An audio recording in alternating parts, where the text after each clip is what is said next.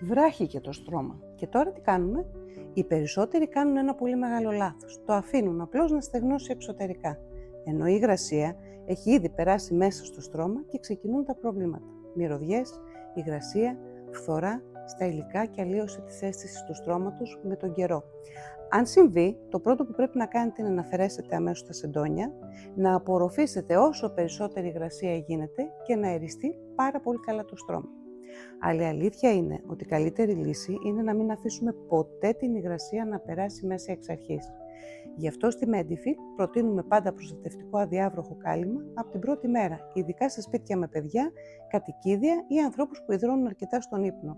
Μάλιστα στη Medifil έχουμε δημιουργήσει και πλήρες προστατευτικό κάλυμα με φερμουάρ, όπου το στρώμα μπαίνει ολόκληρο μέσα και προστατεύεται ολοκληρωμένο, όχι μόνο στην επιφάνεια, αλλά και περιμετρικά, ακόμη και από την κάτω πλευρά. Η σωστή προστασία πραγματικά μπορεί να βοηθήσει το στρώμα να διατηρηθεί για πολλά περισσότερα χρόνια.